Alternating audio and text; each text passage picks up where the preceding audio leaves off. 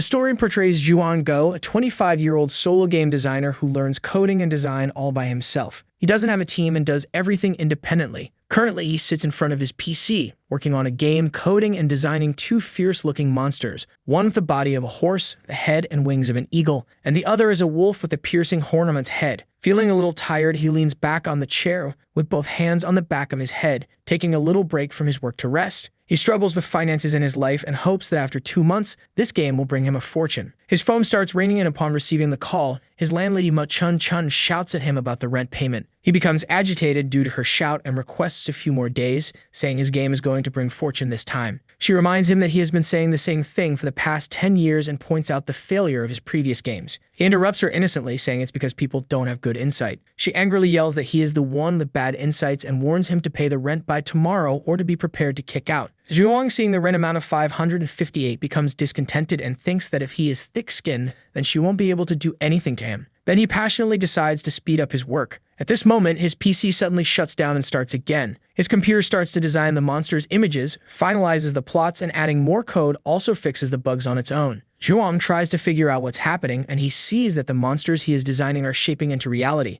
Zhuang, seeing his PC crashing and overloading, becomes very freaked, thinking that his life is over. But he is confused and still sees the lights on the monitor. He sees his game Fantasy World is releasing with its releasing platform of Earth and completes its 15 to 30 and finally 100% release in no time. At this moment, his game and all its elements turn into reality. Suddenly, Zhuang's whole resident building starts to shake like it is due to the earthquake. He rushes towards the exit and leaves the building. Upon reaching out, he becomes very surprised to see a very gigantic tree with large roots surrounding the entire building. While looking at everything around him, it looks familiar to him. People seem very nervous, wondering what's going on and why their phones lost all the signals. Then they see a flying monster and media helicopter collide together. The helicopter crashes, and the monster, after hitting it, cannot keep himself in the air and also falls onto the ground. All the people have run away, but the monster with his furious red eyes stands, and there is a cute little helpless child with a little fluffy bunny toy in his hands on the ground in front of him. Zhuang, standing horrified in front of the monster, recognizes that the monster is the same monster he designed, and according to the story, the monster is named Graffin. It is a rank C monster with a special ability to scream, creating shockwaves that can injure ears.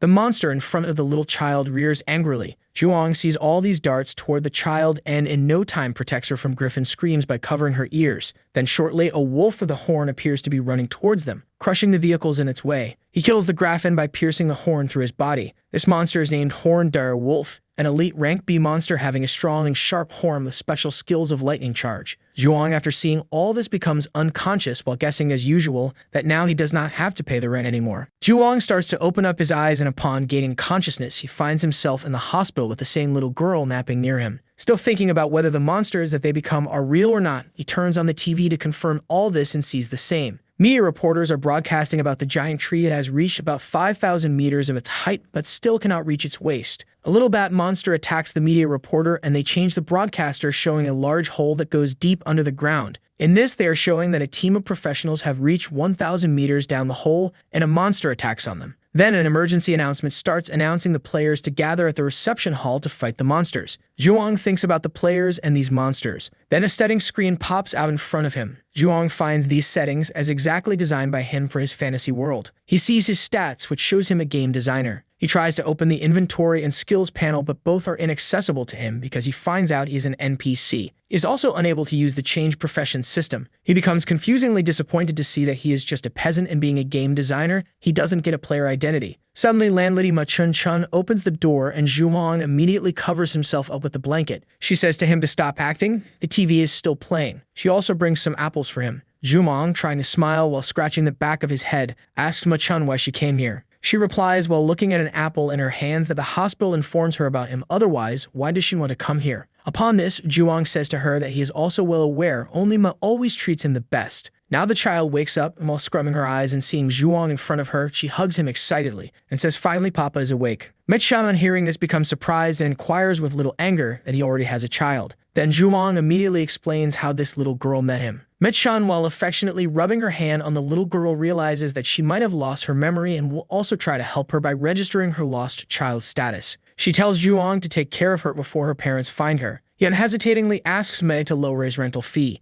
Upon this, she pulls out bills of medical fees of $8,000 and says, sure, but pay me these medical bills first. Zhuang got stunned by the high number of bills. After the disaster, humans use nuclear bombs at the skyline tree and the large hole but do not achieve victory against the monsters. Humans instead lose the sky and half of their territory. Now the only ones who can save humanity are the players. Half a year later, at Zhuang's house, he is packing up his luggage for his way towards the grassland, while Meng Meng brings his heavy shield to him and still calls him Papa. Zhuang appreciates affectionately while saying what a good girl she is. Meng Meng is a temporary name given to her. Zhuang also tries to put his name and picture online in search of her parents. Some people have contacted him. Some want to adopt her, but Zhuang refuses by saying that they are not suitable. Even one shows himself as Meng Meng's uncle and tells Zhuang that their parents have met an unfortunate accident but doesn't know the fact that Meng Meng is just her temporary name and is not her original name given by her parents. Zhuang also reported all these fake pretending parents to the police, leading police to capture a large group of kidnappers. During this incident, police captured 26 criminals. Ever since that incident, it's been half a year and Meng Meng's memory still has yet to be recovered and her parents haven't come to pick her up. But she's a good girl and often helps out with chores. Sometimes Ma comes to intimate them of their debt. They still have a large sum of debts to pay Ma.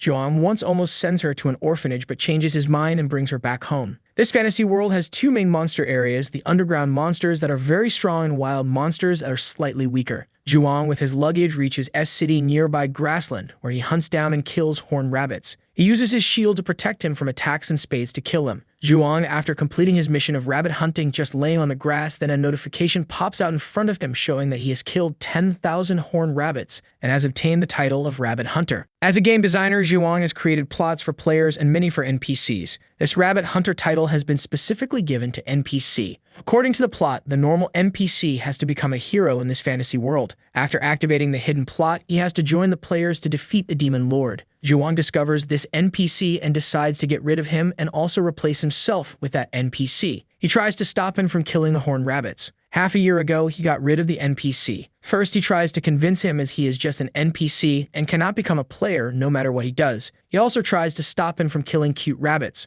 But all this does not affect this NPC at all, and he continues to kill these rabbits. Zhuang finally gets rid of this NPC when he baits a lot of horned rabbits towards him by digging a hole and then using a lot of carrots. He also lures a giant armored wild boar towards grassland. After that incident, NPC no longer appears in grassland, and now Zhuang is seeking to become a hero. In the STD player lobby, many of the players are present and Zhuang makes his entry with a bunch of dead horned rabbits in his hands. People start mocking him because of his title, the Rabbit Hunter, as he is a coward. He then reminds himself that he is a game designer and not a player. He comes up to an NPC, Lao Zhang, who offers him the spicy rabbit head, which increases speed for 5 minutes as a boost. From the corner of the stall, a beautiful NPC, Lei Qiuya, appears. She is not a typical NPC, as according to the plot, she blesses the person who kills 10,000 horned rabbits to the rank of a hero. When Lei Qiuya approaches him, she scolds him for how he can kill cute rabbits. She grabs his hand in sheer spite and tackles Zhang to the ground. As she beats him, the people start to gossip about Zhang. He thinks that during the initial phases, the plot got altered. He is now sent flying into a wall as she kicks him away. Zhang sits up and checks that the inventory is finally available for him, so he stores away his items in it. The game further notifies him that Zhang has obtained the demon race identity with a unique skill set of demon imitation, demon transformation, and race talent. This announcement is made to the entire while keeping his identity hidden. Meanwhile, in the Players Association building, the City Association chairman Lei Qiu asks his secretary, Lai Bingyun, for something out of the ordinary happening in the city. She briefs him on all the vital dungeon-related news, and then the conversation shifts to Zhuang. They discuss how he got beaten in the lobby by an NPC. Lai Qiu tells Lai Bingyun to find him and make him join the logistics team. Lai Bingyun agrees her assigned task. Zhang is out again in the S-City grasslands to hunt horned rabbits. He is taking on a horde of the horned rabbits to gain EXP, so instead of running away, he has decided to fight them. And after becoming a demon, his better attributes have increased his speed, thus rendering the rabbits weak against him. During all this, he goes up to level 2. Zhang now activates his race skill, demon imitation, and stuns all the rabbits in his vicinity as all have lost consciousness now. And since activating his demon skills, Zhang has been going on horned rabbit hunts to gain experience points. But then a time comes when hunting horned rabbits is not offering any EXP, so he decides to form higher-ranking monsters. Zhang recalls that when he designed this game, a player can only add a specific attribute according to their own type, as normal warriors increase strength, assassins increase their sense, and magicians increase their wisdom. He decides on what to add to his own skill set, but suddenly in the distance, he sees a large beast. It is the Horned Rabbit King, ranked at level 10. Zhang recalls that it gives a tough time to new players, as it has tough skin and high speed, so the only way to defeat it is through a bow. So keeping everything in mind, he increases his agility. Zhang proceeds to tell himself that he is not an average human anymore. He has demon powers with a body stronger than an average new player. Just as he prepares to fight the Horned King Rabbit, he runs away, citing that they will attack him in groups which will definitely be detrimental for him. The Horned Rabbit King is pissed at him, so it starts chasing Zhang. It attacks him with a hopping dash, but he dodges all the attacks thrown at him because of his high agility. Out of anger, the Horned Rabbit King summons an army of smaller rabbits to attack Zhang. Meanwhile, as he is running away, he informs everyone to run away, and another group of players hears about the Horned Rabbit King from him. They are excited as it drops rare equipment when killed. They instantly hear his plea to save Zhang, but the very next moment everyone is being chased now. The group is shocked at his speed of running. Zhang pledges that the next time he meets the Horned Rabbit King, he will beat it senselessly. Zhuang shows up back at his house and is met by Meng at the door as she hugs him. He then recalls that after adopting Meng, the landlady Ma Chun has become more supportive towards her upbringing. Their stomach growls as they sit together, so Zhuang decides to cook fried rice. But as he checks the storage in the refrigerator, he finds out that there is no rice and eggs inside. All of a sudden, Meng shows up and tells him that she is not hungry anymore, which makes him think that he has been only feeding her terrible food combinations. So he apologizes to her and asks Meng if she wants to eat fried chicken. She enthusiastically agrees, but the very next moment refuses to eat, citing that if they spend money on the food, there will be issues in paying the rent. Now Zhuang checks the balance in his account, and after seeing some amount in it, he tells her that they can have a big feast. So he orders the Silver Arch family meal from a restaurant. The attention shifts towards the players being treated as idols after the advent of that disaster. Their various traits and powers, as well as their riches, leave the people awestruck. Due to their identities, they can enter dungeons and loot the magical drops of various wild monsters in underground terrains. Zhuang fantasizes about getting rich through these methods as he has now become a player. The delivery man knocks on the door, finally leading the duo to have a good supper after a long time. Both Zhuang and Meng are crying tears of joy. After dinner, Meng goes to sleep as Zhuang tucks her in bed. He gets to work again on his computer. Here, he checks the news on the game forum, and it reads about the previous Horned Rabbit King attack, where all the players came out safe with no fatalities. Zhuang is thankful for this news. He then moves over to the top posts and hot posts section, which are all written by Zhuang to help people out after the disaster. Although he is treated like a god because of this, accidents will happen and there are casualties in them, as a news channel covers the death of players. Zhuang grabs his head out of frustration over the 48 casualties news, since the players die because of multitudes of floors and an addition of a new boss. But the blame goes to the system and its changes that added extra game information. So after this catastrophic incident, Zhuang decides not to upload any more guides to the game forum. Out of sheer frustration, Zhuang decides not to publish any more guides to avoid unnecessary casualties in dungeons, as the system has made advancements that are out of his own knowledge, and at this point he is misguiding people to their deaths. The next day, Zhuang visits Greenland near the city again with one aim on his mind: to earn some money. His only motivation is that he cannot see Meng hungry at all costs, so he decides to upgrade himself from level 6 to level 10, so that he could finally avail himself of the profession-changing mission and enter the underground dungeon to earn some magic crystals. Now, he looks at the armored wild boars in front of him, which stay together in groups and do not drop any magic crystals. Furthermore, he explains that due to this, people avoid hunting them, but Zhuang knows that there is a hidden reward if a player slays 100 armored wild boars. Instead of a gradual decrease in EXP earned, they will receive double the EXP. With that said, he starts killing the boars one by one. All of a sudden, even tougher boars show up and they start chasing him around. The very next moment, he receives a notification that he can use the demon imitation again. Zhuang activates his skill and stuns all of the armored boars in his vicinity, rendering them unconscious. He starts killing them one by one again, and with that, Zhuang finally hits level 10. So he finally receives the profession change mission, where Zhuang has to clear the demon wolf dungeon at the northern side of the skyline tree within 60 minutes. The game starts instructing him about the two types of dungeons. Fixed underground dungeons, which are fixed at one point in space, have an oversized door. The monsters are unable to leave it, and it resets after it is cleared. The second is a random underground dungeon, which opens in a random location with a space crack, and if it is not cleared within a specific time period, the monsters inside will start leaving it for the outside world, and this dungeon disappears once it is cleared. Now, after the coming of the skyline tree, all kinds of technological items and warfare gears cannot enter it, so the only way to travel in its proximity is horse carriages. Zhuang sits in one and leaves for his destination, the Demon Wolf Dungeon. Once he reaches the door, there are already many players assembled there. Some of them are carrying other players as they have stopped leveling up to earn some money. Zhuang contemplates joining one of them, but is pushed back by their exorbitant prices for a slot. Zhuang then sees the group he met in Greenland some days ago while fighting the Horned Rabbits. They ask Zhuang to join their party. To prevent them from recognizing him, he wears a mask and calls himself a miner. They make a deal that everyone will share the spoils, and thus they enter the dungeon. They make their way through and are encountered by armored demon wolves.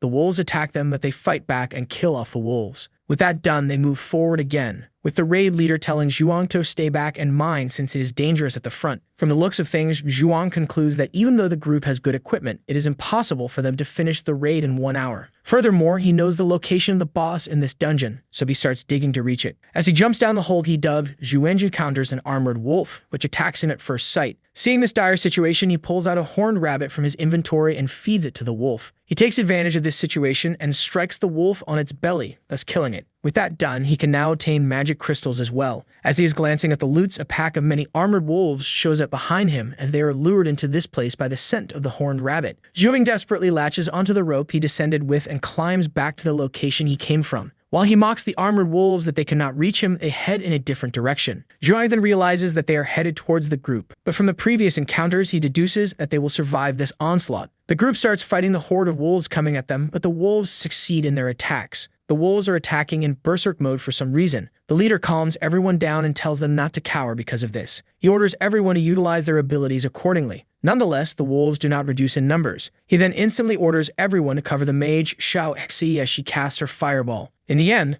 all of this is to no avail since they are outnumbered and surrounded from all sides, and they are met by the demon wolf gatekeeper as well. They wonder why there is a second-floor gatekeeper on the first floor. Meanwhile, towards Zhuang, he is happily digging in the ground to unveil the boss room, which is right underneath him. Nevertheless, his skepticism makes him join the group and check up on them whether they are fine or not. So Zhuang runs towards their direction. He decides to lure the demon wolf lord away. But at that moment, he sees a bright light flash from where the group is. In this dire situation, being surrounded by wolves on all sides, the group leader activates his artifact, the Fire Lizard Madness Flame Dagger, which lasts for an hour, but gives significant buffs to the wielder. Although, once used, it will vanish after that. Seeing the group using their artifacts to fight the pack off, Zhuang thinks that his aid is not necessary anymore, and it looks like they are the first group ever to use a D-rank artifact in an E-rank dungeon. Now Zhuang is checking the time and realizes that only 31 minutes remain before the profession change mission ends, so he goes back and digs at the initial location to finally reach the boss room. In the boss room, he encounters two bosses, Double Head Wolf Thors and Half-Beastman Luca, both of whom are sound asleep. Here, Zhuang remembers an Easter egg he added while developing the game, that if a player reaches the boss room without opening the main door to the room,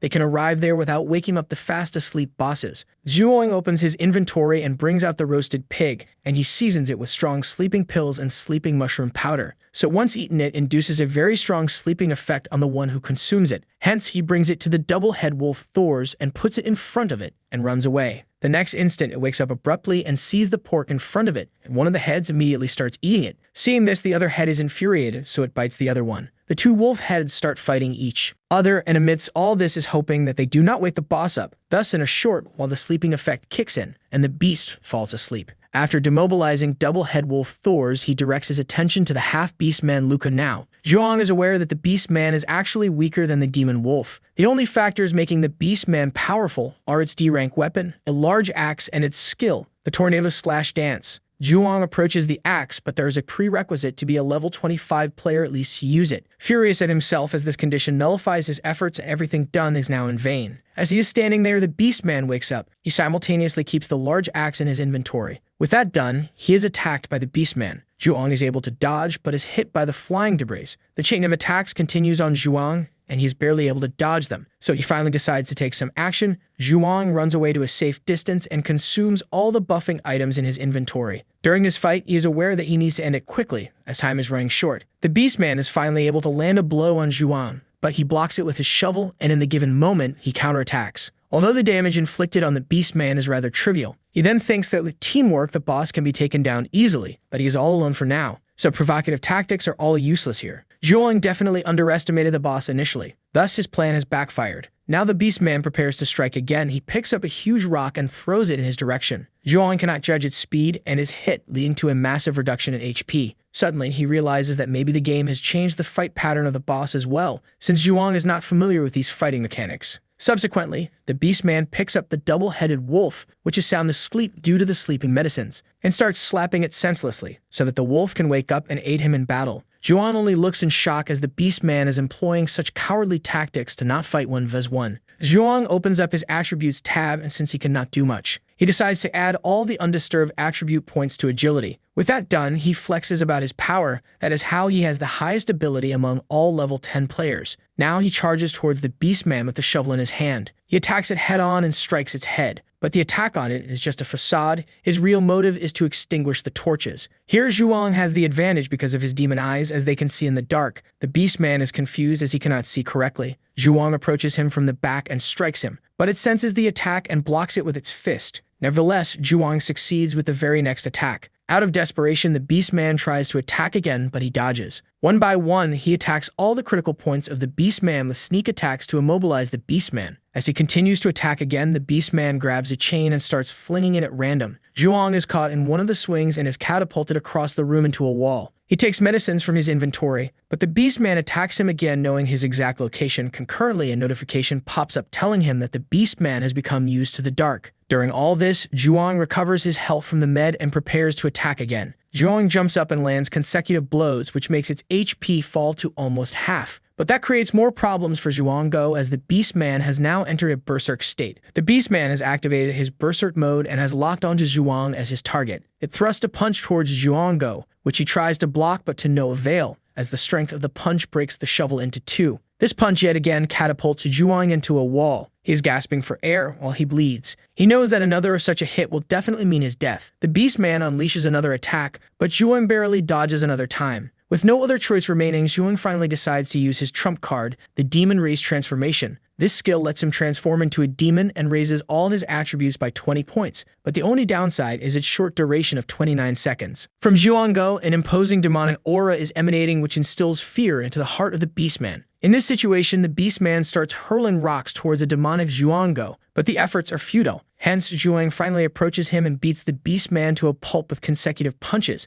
so that once the transformation ends, the situation does not end up getting worse for Zhuang himself. Meanwhile, on the first floor, the group defeats all the wolves that attack them, and everyone is having a moment of relief. All of a sudden, they hear a sound coming from underneath the floor, and they deduce that maybe it is two monsters fighting. As they proceed to make their way to the boss room, a notification pops up that informs them of the defeat of the half-beastman Luca. They are not glad as they clear the dungeon without defeating the boss themselves. Back in the boss room, notifications pop up regarding the leveling up of Zhuang, his victory over the Beastman, and of his success in the completion of the Demon Profession Change mission. He opens up his inventory and checks all the items the Beastman dropped, which is a high-quality necklace. Glad because of the perfect quality crystals the boss dropped, as out of the 3 types that exist, these are of the highest worth and quality. Zhuang then contemplates having a proper feast with Meng with all the money he can make with these crystals. After that, he is considering getting a more potent weapon crafted, and with that said, he pulls out the necklace and thinks that is it another addition made by the game itself, which he does not remember adding in the first place. While he sits beside the corpse of the half-beastman, Zhuang notices that someone is opening the stone door to the boss room, and as per the rules of the game, no matter what, the doubled-head wolf Thors will wake up. Zhuang decides to leave before Thors notices him. He goes back up the hole that he came in initially from, and he leaves the group to fight with Thors, since Zhuang himself is triumphant over the beastman boss.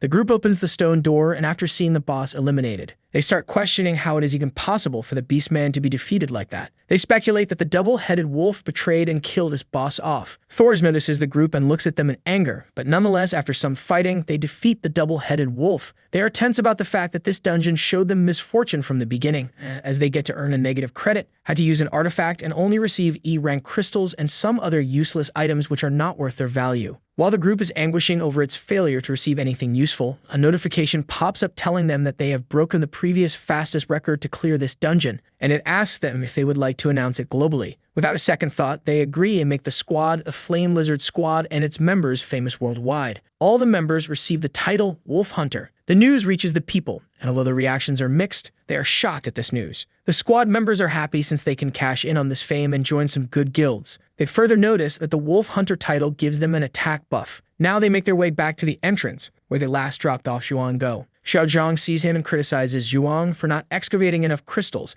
as it cannot even pay off for the potions used in this dungeon. So Xiao Zhang, as a protest, takes all the crystals. With that, they proceed to exit the dungeon. As they are leaving, Kuijin stops Zhuang. She gives him his promised share of crystals. Then Zhuang insists on trading phone numbers, and they both do that. A crowd is standing outside the dungeon doors, waiting for the Flame Lizard Squad to come out. The moment they step out, people come towards them with different questions and offers, and Zhuang doesn't like crowded places, so he conceals his face and exits the area. He opens up his attributes bar to change his profession. Now he has 3 options to choose from: the Demon Warrior with a strong physique, strength, and defense, Demon Hunter with high agility and attack power, the Demon Warlock, the owner of many strong souls, can summon death spirits and skeletons, as well as brew many types of healing potions. Zhuang is confused since he likes all the professions, thus he asks the system if he can pick all of them, to which it replies that he will need a hero certificate to choose an additional profession. Regardless of all that, Zhuang decides to choose Demon Hunter, as this class suits his current attributes the best. The system informs him of a successful profession change, and with that, he obtains a new skill, Hunt Mark, which enables him to mark a target and sense its location around him.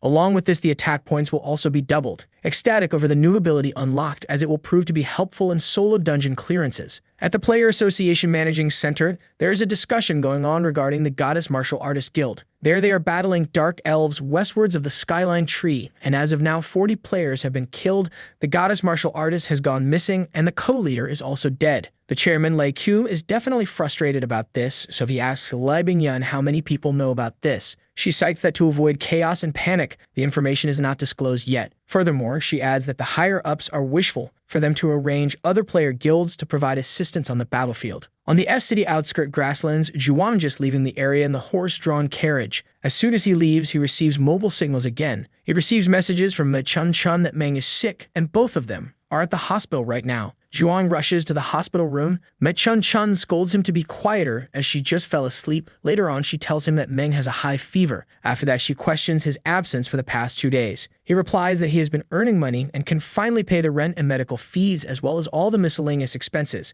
Nonetheless, he pulls out crystals he mined from the dungeons and tells Ma Chun to sell them. In the meantime, a nurse knocks on the door and asks for the parents of the patient. Zhuang goes and consults the doctor regarding the issue with Meng. So the doctor prepares himself and tells Zhuang that Meng has a large amount of magical elements inside her body. Thus, she is diagnosed with Magic Element Syndrome. Magic Element Syndrome is basically the new cancer of this magical generation. Since the advent of the game in the real world, along with normal elements that compose air, magical elements are constituting the air too. The body will absorb these particles and stack them inside, subsequently leading to health complications. Its symptoms being high fevers, sleepiness and lethargy, loss of appetite, and growth of black dots on the skin. The doctor now states that conventional medicine cannot help her, and even a protection cure method is useless since the amount of magical elements in her is 10 times more than an average patient. He goes outside and contemplates his plan to save Meng, and the only way to do so is by raiding burial grounds, where there is a chance of the lasso tears being dropped, as this item has the ability to cure all ailments. The prerequisite for this dungeon is a solo player raiding it, which by far is an optimum condition for Zhuang to raid after his recent advancements, so he is all prepared to attack it. After the consultation with the doctor, Zhuang goes back to Meng, where Ma Chun asks him about the condition. Zhuang tries to divert the original reason by saying that it is just a normal fever, and the money for the medical fees is not enough for now, so he needs to make more. Ma Chun tries to support him by postponing his rental payment as he needs to focus solely on the medical bills. Afterwards, Ma Chun sees that his body is dirty, so she orders him to take a bath. Only Zhuang knows that this is because of the dungeons. Meanwhile, Ma Chun takes care of Meng for the night. In the shower, Zhuang realizes that his physique is altered after becoming a part of the demon race, but this has also given him a desire to destroy things as well. Furthermore, even though he is at level 13, his stats are superior to most level 20 players. Along with a recent skill, Hunt Mark, he can easily clear D-ranked dungeons with no issues. With that said, he goes outside on Chang'an Street, which is famous for the trade of weapons for the players. On one side of the street, someone is buying a mystical dog, and the way to tame it is rather cruel, as electrocution is required. Zhuang condemns this act, citing that there is no cure to human nature, and moves on towards his destination, the Magic Crystal Exchange Store. He notices that the magic crystals are decreasing in value by the day, the reason being a higher number of players finding them, thus the decrease in price. Zhuang opens his inventory and gives the crystals he has to the clerk. Another player comes from behind and praises the value of the D-rank crystal, and says that only if he would have been selling these 6 months ago, people would be fighting to buy it. Nonetheless, he sells the crystals and receives the allotted money. After the exchange, he visits the Lao Kao weapon store, where he finds different weapons like the Wind Frost long sword and the Water Crystal dagger. Since he cannot afford anything here, he leaves the store. As Zhuang is walking outside, he finds a roadside merchant selling weapons, and a peculiar sword suddenly catches his eye. It is the Balder Cursed Sword, and since it has 3 active effects on it, Zhuang wants to purchase it, but the merchant puts an exorbitant price on it, as well as informs him that this sword is not made for humans. Here, Zhuang decides to trade it with the axe he got from the half-beast man. Both parties are glad over this barter, Now he comes back to the hospital and asks the receptionist to upgrade their room to a VIP sick room. Lechan receives a message about a bank transfer. It is from Zhuang, who has paid off all dues and bills that have been pending up till now. Zhuang further informs her that he will be away for some days, so she needs to take care of Meng. After all this, she deduces that he has lied to her because a normal fever does not require a VIP sick room. Meanwhile, in the Great Rift Valley, which is situated 100 kilometers away from the city and 120 kilometers from the skyline tree, it still comes within the area of the tree, thus leading to one being unable to drive in this area. So Zhuang has to walk 30 kilometers to reach the destination. On the map, he searches for the Darren village as it is in his vicinity. Furthermore, he tries to recall that the burial ground should be in the deepest area of the Mist Fog Forest. And to unlock the dungeon, Zhuang requires a mission map that will lead him to the location. For that, he needs to go to Darren Village. It is a place where many high-ranked players gather and is an important resource supply station for the West Defense area. In the village at a certain barn, a squad of players are bargaining with a villager NPC to avail the aforesaid mission. Xiao Hao from the squad is infuriated at his outrageous demand of wanting a beautiful girl in exchange for the mission. Adding to that, the NPC also scammed them into giving him their food resources. Suddenly, Zhuang shows up and does not pay heed to the squad before him. From his inventory, he brings out an erotic magazine and gives it to the NPC. He offers him even more magazines, and then the NPC also asks for some wine, which Zhuang also gives to him. The NPC asks Zhuang for another request to write a love letter to the neighboring Juliet. After that, he will evaluate whether to give him the mission or not. Zhuang takes out a paper and starts writing it. The squad is merely watching him as bystanders.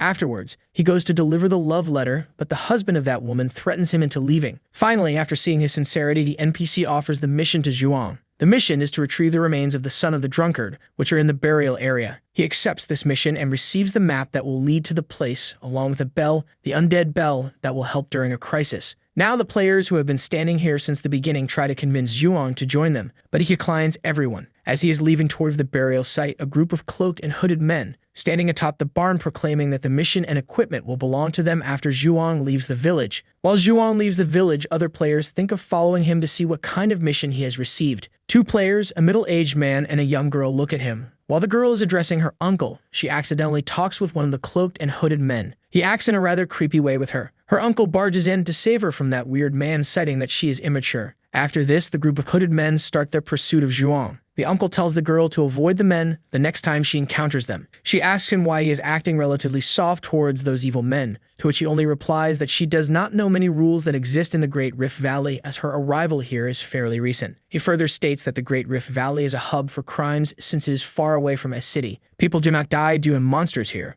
but due to the group called Poisonous Snakes. To combat all this, the association is rather not willing to work, so people who are targets of the poisonous snakes are in danger. The uncle further elaborates that naivety and going solo might be the end of such players who are doing dangerous missions like Zhuang. Meanwhile, Zhuang makes it to the entrance of the Mist Fog Forest. While he is standing, he catches a glimpse of the poisonous snakes from the corner of his eye and concludes that they will attack him once he enters the forest. With that said, he starts to walk in. Four of the poisonous snakes begin attacking Zhuang. The archer misses his shot at him, so the caster comes out and casts an inferno spell to attack Zhuang. He dodges the attack and hides behind a tree. Now Zhuang is running at full speed ahead, but he stops as his demon instincts sense some danger nearby. He enables his demon eyes to see better, and the very next instant, a stealthy attacker jumps down from the tree and ambushes him. The attacker is surprised that Zhuang can see through his stealth. During this fight, another archer fires multiple arrows called Arrow Rainstorm in his direction. Zhuang deflects all of them with his blade. He realizes that the group is utilizing good combos to attack him. He runs away from the last place and shortly afterwards stops. One of the archers who is pursuing him aims for his head, but Zhuang dodges it and it hits the tree behind him. Suddenly, the tree comes alive. It starts to move and squirm. It is revealed that the tree is a boss, the bloodthirsty demon tree. It locks onto the members of the poisonous snake, and all the group can do is tremble in fear. The bloodthirsty demon tree awakens, and all the poisonous snake group can do is look at it in despair as they have fallen into his trap. The tree attacks the group, and the group betrays one of the members, citing that the aggression will be transferred to the person who is closest to the tree. Thus, it impales that person with its roots, and the tree gradually saps out his inner contents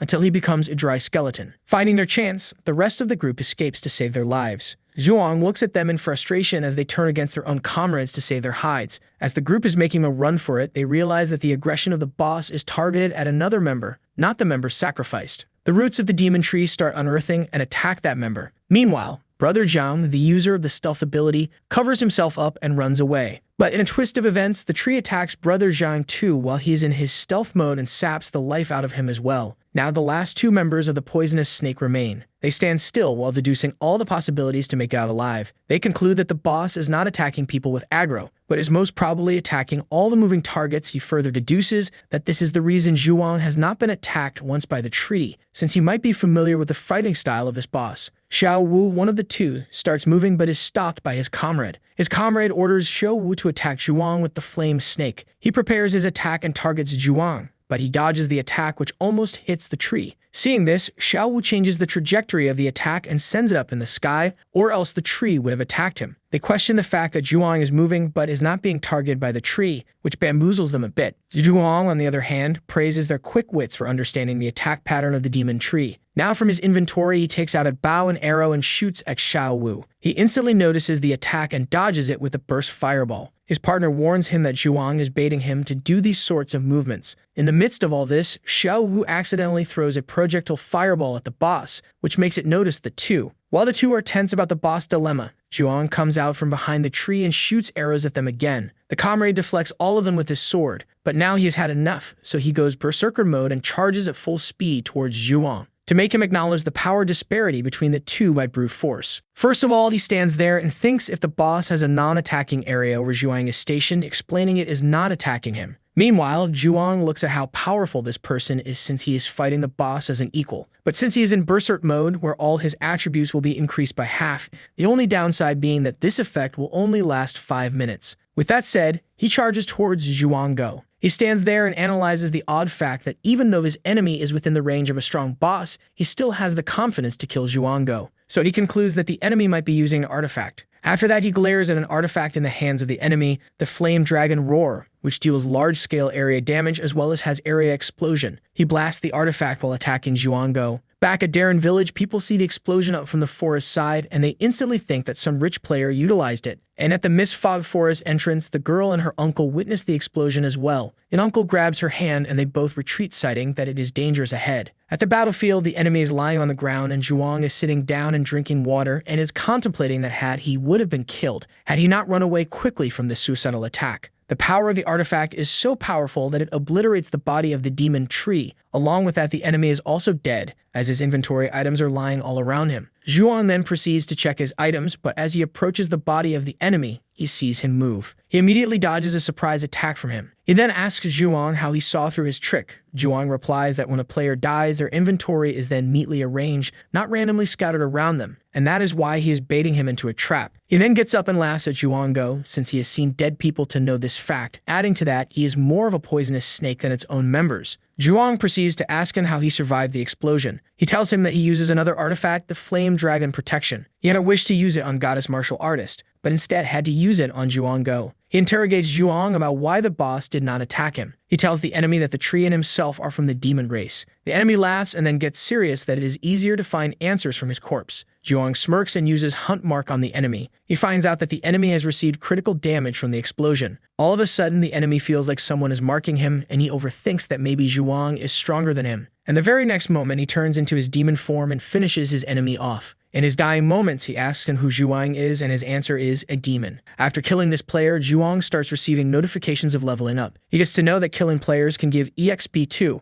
and that the Hunt Mark skill can be upgraded as well. Zhuang collects the items dropped by the dead members of the poisonous snake. His attention shifts to a particular sword, the Vibrator Metal Longsword, which increases damage through vibrations. Zhuang is afraid that only berserkers and similar professions can use it, but not him. Then he picks the transformation ring of his enemy Wu-Tu, which allows a player to equip 2 artifacts at a time. Zhuang is shocked that the ring isn't a rank equipment, and it can only be in B-rank dungeons or higher, and to obtain it, there are only a handful of guilds that can clear these dungeons. He is shocked by how he obtained such a good item. In another part of the forest, the 9th Attack Force Squad of the Green Goat Guild is pursuing the area of the explosion. They find the 4 corpses of the members of the poisonous snake, citing that a wild boss killed them. The leader of the squad sees a similar face amongst the corpses, the body of the little brother of the guild leader Zhang Tianyi. The squad members start gossiping that he does not like participating in dungeons, so he chose to become a poisonous snake. The leader deduces that the guild leader also gave him many rare pieces of equipment, so he cannot just lose to a mere wild boss.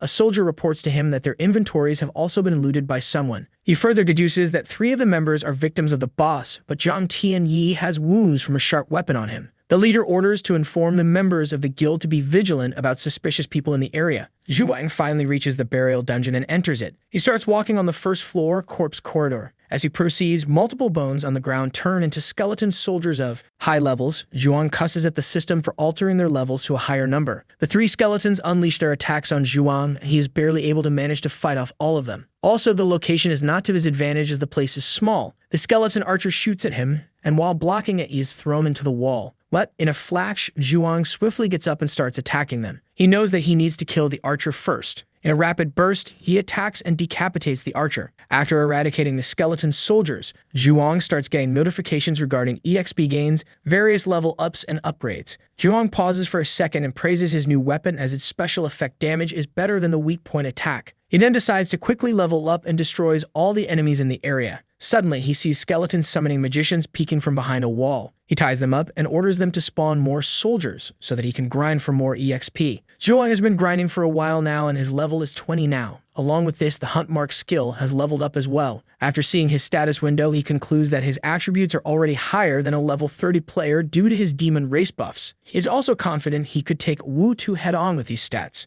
Now he diverts his attention to the tied-up skeleton summoning magicians, who commit suicide right in front of him. Nonetheless, he makes his way to the next floor. Lying next to the door, he finds the remains of Kaishan De, the son of the drunkard. But as he analyzes the place even more, he finds out an army of level 37 armored knights and a skeleton lord of unknown levels is commanding them from his throne. The door behind him suddenly closes, and now he is stuck on the second floor, Death Plaza. Out of panic, he thinks that the boss should be on the third floor and not the second. He laments that the system even changed the map monsters, and this is no longer the dungeon Zhuang designed. Now the armored skeletons begin their onslaught on Zhuang. He blocks their attacks and tries to counterattack out of desperation, but he cannot deal any damage because of the armor. So he proceeds to use Hunt Mark on the knight, and to his surprise, the enemy has no weak points. He is petrified at this revelation. He further questions whether they are wearing the netherwave armor of the elf tribe. Again, the knights begin their attacks on Zhuang. Yet again, he barely blocks them. He is hit once more, which catapults him into the wall. He wonders that it was inevitable for the son of that drunkard to die here. The knights start to surround him, and the only thing he can think of is his death. After facing all these attacks, he cannot muster any strength to fight back. He thinks of Mechun Chun and Meng Meng and apologizes.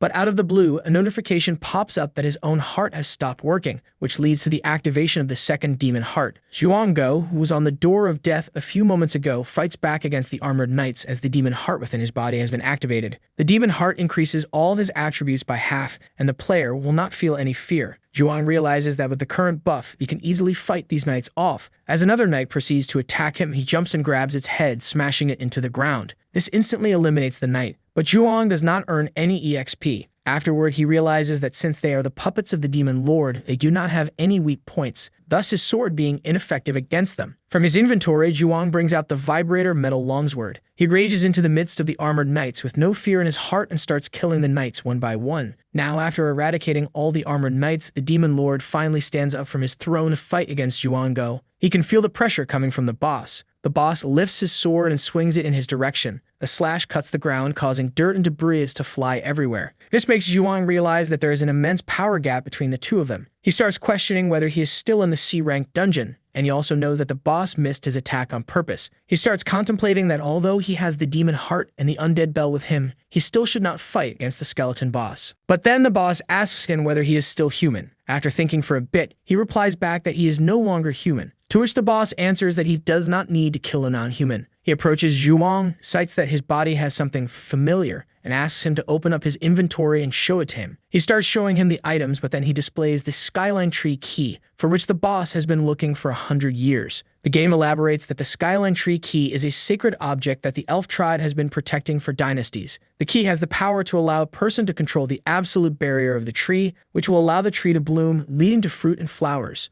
The ripened fruits will be fired in the surroundings, thus causing large-scale explosion destructive damage. Zhuang realizes that it is an SS of rank item, dropped due to a game bug. He thinks of risking his life to snatch the key back, but drops that idea since he cannot defeat the boss. But then another notification pops up that he has activated a main mission. The Elf Prince Asef requests, or the Skyline Tree is being invaded by evil energy, so the player has to send the key to the hands of Elf King Nude, thus stopping the impending disaster. Then he understands that the skeleton is an elf prince. Nonetheless, he accepts the mission and decides to get the key back first. At the Skyline City Royal Palace, the elf tribe is celebrating the Harvest Day. It is a sacred day to the elf tribe. The elves are enjoying the festivities. Meanwhile, in the Hall of Relics, inside the royal palace, one of the forest elves steals the Skyline Tree key, which causes the Skyline Tree to lose its barrier. This leads to a war between the Dark Elves and the Forest Elves. Due to the negligence of Prince Osset, he is stripped of his title as Elf Prince, and he is kicked out of the Skyline Tree. After this, he starts a journey to regain the Skyline Tree key. During his campaign in the Mist Forest, he and his men are ambushed, leading to the death of everyone. But the soul of Osset is controlled by the evils in this instance,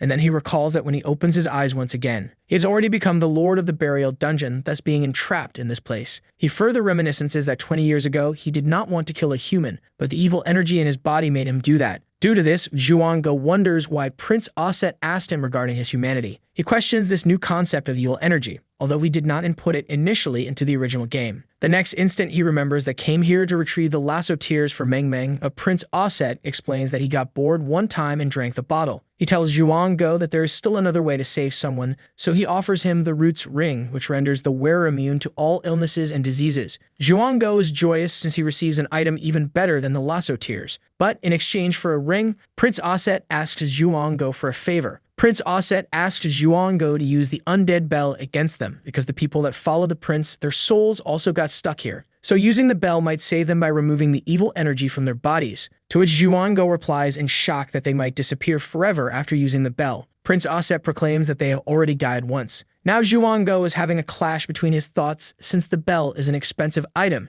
and using it here might be wasteful. But he needs the ring to save Meng too. Nonetheless, he uses the bell, and all the souls entrapped in the dungeon finally become free. Every soul is dissipated except that of Prince Osset. Zhuang-Go asks him this in surprise. He replies back that he is too strong to be eliminated by the bell. Zhuang-Go is agitated by this fact since he will not get any loot if the boss does not die. He then tells Prince Osset that he cannot leave the dungeon if he does not die. The prince uses his powers and opens a transport gate for him to leave. He then hands over a letter to Zhuang-Go to give it to his father. Zhuang finally teleports to the outside world. After this, he starts reading the erotic magazine Zhuang gave him. But then he suddenly remembers that the transport gate teleports to a random location. After the disappearance of the goddess martial artist, the Dark Elves cross the first war line, attacking the humans in the most ferocious onslaught in history. The war consists of human and non-human forces alike. During the battle, a griffin attacks Jiang Hao, who is ultimately saved by the second offensive team captain of the goddess martial artist guild, Lai Zhongyun. Jiang informs Lai that both Luke Xing and Jiang Zi have been killed in the battle, and that there is no point in fighting since the Dark Elves are hiding in the forest and controlling monsters to fight the guild. So their chances of winning are 0. To this, Lai tells Jiang that they have to defend this line of defense before the goddess martial artist returns. Jiang laments that she has been missing for over a month now. If she does not return, all of them will die in the process. The next moment, petals start falling from the sky. Both Lai and Zhuang look at the Skyline Tree as it changes its color to red. From within the forest, the Dark Elves signal their comrades to retreat.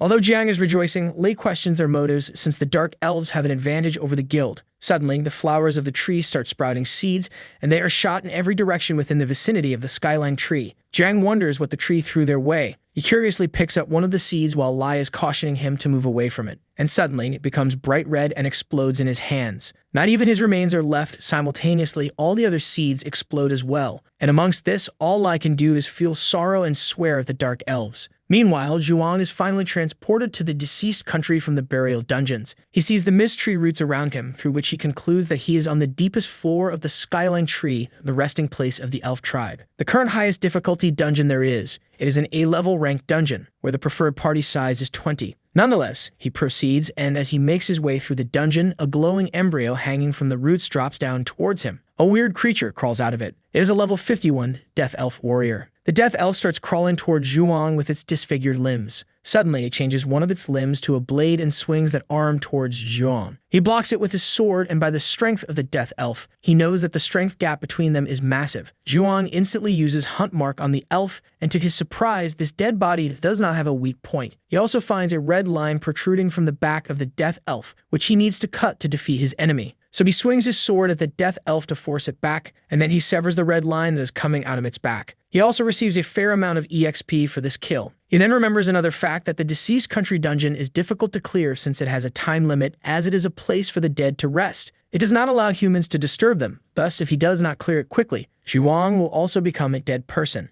With that said, the other entities in the dungeon start spawning out of their embryos as well, and it will spell disaster for Zhuang if they all attack together. The spawned enemies now start chasing him, and all Zhuang can do is lament the skeleton prince for sending him here. Still, he fights back and kills off all the death elves chasing him. Later on, he notices his hand acting strangely. He realizes that a virus is controlling it, and he deduces that if it spreads in his entire body, he will be controlled and entrapped here forever. With that said, he brings out the ring the skeleton prince gave him earlier. Since it is made out of the roots of the skyline tree, it should protect him from the virus. Once again, the embryos behind him start to glow, and the death elves attack him again. With no option in sight, he chooses to go in his demonic form to fight against all of them. Suddenly, a large blast erupts in front of him. Zhuang only looks in shock, and thus, walking from the other side, the female martial goddess makes her appearance. Her arrival makes Zhuang think that he is saved now. He wonders why she is here, considering she is supposed to be at the front lines. The martial goddess then walks towards him and aims her weapons at him. Zhuang is confused at first, but realizes that he is still in his demon form, thus she is treating him like an enemy. The martial goddess thinks for a second, and then puts her weapon down, just because she feels a sense of familiarity from Zhuang, as if she has known him for a long time. At the Player Managing Association building, Lai Bingyun informs Lai Q regarding the explosions that happened yesterday in the vicinity of the skyline tree as it injured many players from the association. Meanwhile, at the front lines of the Burning Land, many members of the Goddess Martial Artist Clan, Lightning Dragon Guild, Green Sheep Guild, and the Yun Tang Guild have many casualties as people are either dead or have lost the will to fight. So the surviving players have retreated to Darren Village in the Great Rift Valley, and if things continue like this, the explosions will reach Darren Village within 2 days, and in around 15 days they will reach S City, ultimately leading to the immediate 500-meter radius of the skyline tree being turned into a burning hell. Lei now asks Lei about the arrangements made by the higher-ups, to which she replies that the higher-ups request them to give it their best to stop the explosions. If they fail, they need to evacuate S City immediately. Furthermore, he asks her about any news related to the goddess martial artist, to which she denies any information. Lei gets up and tells her that it is useless to wait for the goddess. Hence, he orders her to notify all players that they will attack the skyline tree for the last time on the coming day. Back in the deceased country, the goddess is sniffing Zhuang all around while he is flabbergasted at this. Zhuang then thinks she might be hungry due to her prolonged stay here, so he offers her bread, which she eats in an instant. After witnessing her silly behavior, he doubts her credibility on how she achieved her current position as a martial artist, to which she replies that even she does not know. And 6 months ago, when the game invaded Earth, she became the goddess martial artist. Zhuang stands in shock as she hears his thoughts. She then tells him her special passive skill, where she can know what people are thinking about within a 5-meter radius. This astonishes Zhuang since he cannot let her know that he is the game developer. With everything aside, she asks him if he knows the way out of this place, as she has been fighting here for over a month now, and the monsters here cannot be killed off completely. Zhuang informs her that the boss should be at the highest place above them. Hearing this, she instantly charges up and rushes towards the roof, but she fails to destroy it. The goddess admits her frailty that she cannot win against it.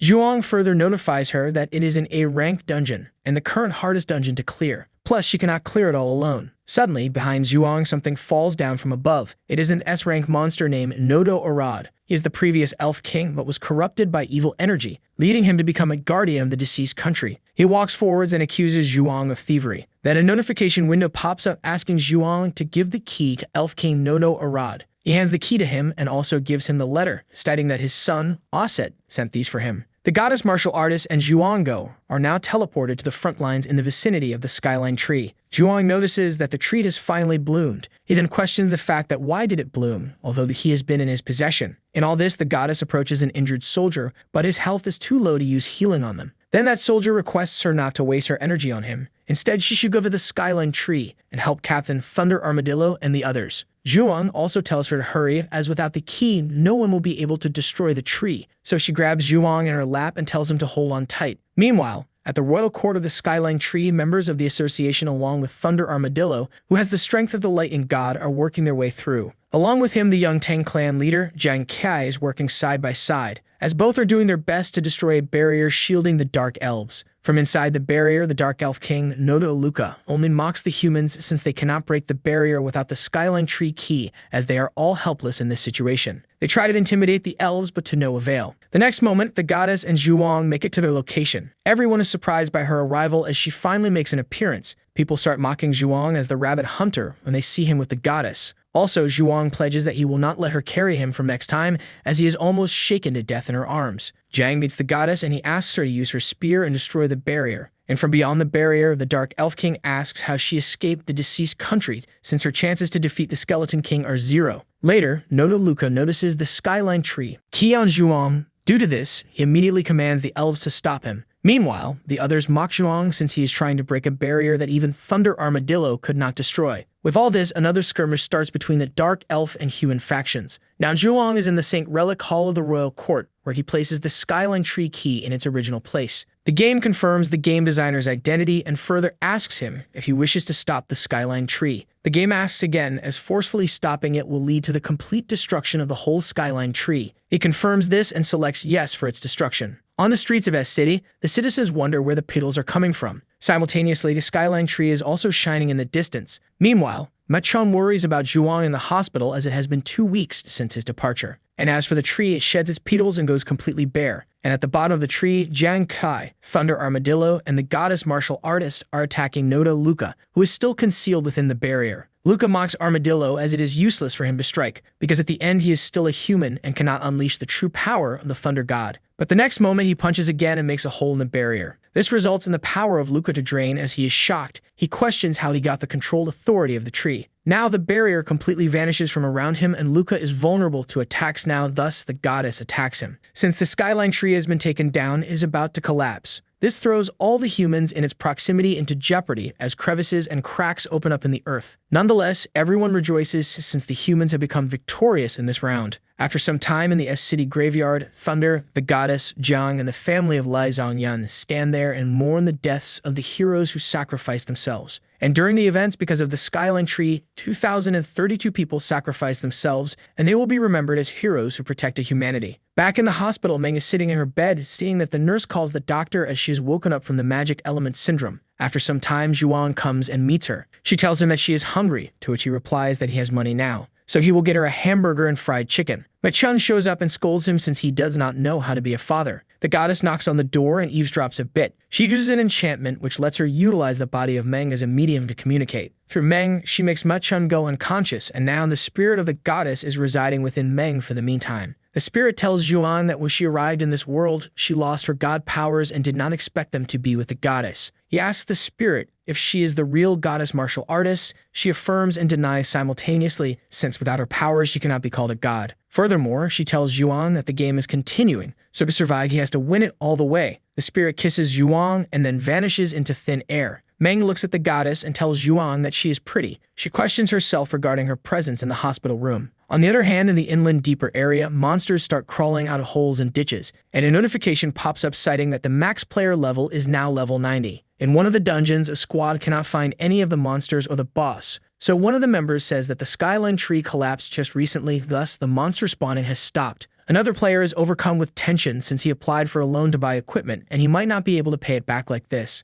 In S-City Chang'an Street, the players are facing poverty after the destruction of the Skyline Tree. Robbers are running amok as well, as within 1 month robberies have skyrocketed. The association needs to stop these players or the S-City might turn into a criminal city. Meanwhile, back at the Player Association building, a clan leader level meeting is going on. While sitting beside Zhuang, the goddess is overthinking about her encounter at the hospital, as the last time she got her consciousness back, she was standing in the sick ward with Zhuang. She is overanalyzing that maybe Zhuang might think oddly of her. Zhang Yunhan of the Green Sheep Guild calls out the association by mentioning some people as random cats and dogs. Jiang Qi reminds him that if it was not for Zhuang during the Skyline Tree battle, Zhang and his men would be dead, and even after all this, is talking arrogantly. The leader of the Chamber of Commerce, Wu Qi gets up and offers her support to Zhuang, that if he wants to buy anything in the future, she will help him. Adding to that, she can give him a diamond rank membership for benefits. Zhuang thanks her, but Jiang objects that although he has been working for a long time, he only got a gold rank membership. In the midst of this conversation, the goddess Long barges in by citing that Zhuang already has a daughter. Wu replies that he only adopted the girl during the disaster and Zhuang is still single. She then taunts Long that why does she know all this, or is it maybe because she likes Zhuang? Long tries to shut her up because Wu is spouting nonsense against her. While these two argue, Zhang intervenes by calling Zhuang trash, who only relies on girls, to which both the girls tell him to shut up. On the other side, Zhuang is contemplating that he should not have come here in the first place.